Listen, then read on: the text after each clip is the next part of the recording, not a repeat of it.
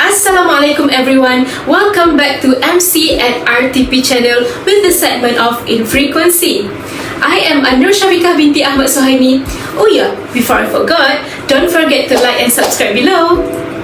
For today's topic, I want to talk about something interesting that happened in my life. Have you ever heard about what's do's and don'ts in the Mecca? Especially the don'ts, that do not ever think or have a bad intention there if you don't want something bad in return. So this thing happened around 2013 when my family and I went to Mecca to perform Umrah. We took an Umrah package from Tabung Haji, and there was a trip for 3 days to Egypt included in the Umrah package.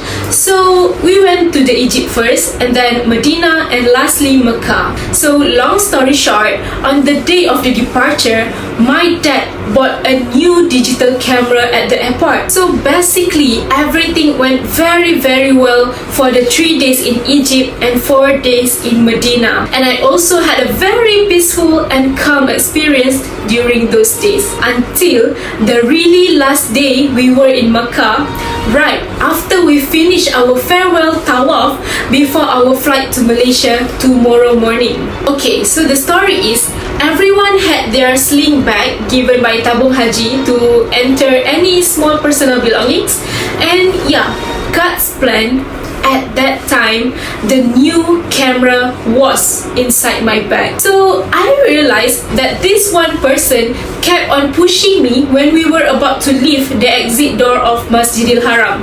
Maybe she could sense that I have something precious in it, so that's why she targeted me to be robbed. And at that time I wasn't really thinking about anything because I was already exhausted from a very long day and just thinking about going back to the hotel as soon as possible. So maybe she took that chance when I lost focus and slid my bag towards the back.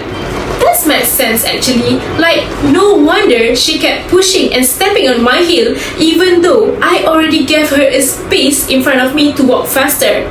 Yeah, so she could steal the camera. And not too long after that, finally she walked past me and left the most. Fast forward, at the hotel, when we were about to packing our belongings to go back to Malaysia, that was when I realized that the camera was nowhere to be seen. All of us were panicking for sure, and we still tried to find everywhere but still could not find it. So during the day of going back to Malaysia, we all gave up and went back with disappointed feelings because all of our memories for the whole 2 weeks were in the camera.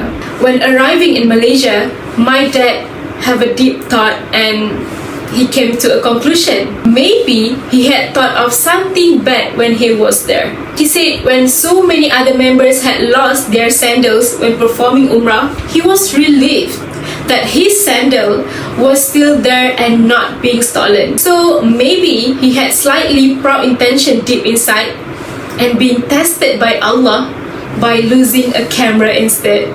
See, even the simplest bad intention flashed in our heart, being rewarded back by God. So the lesson and the moral of the story is, do not ever be proud when others are in trouble, especially when you are in the holy place. Literally, God knows and hears everything. So I think that's all unique sharing experience from me this time. Stay tuned for another interesting story from this channel.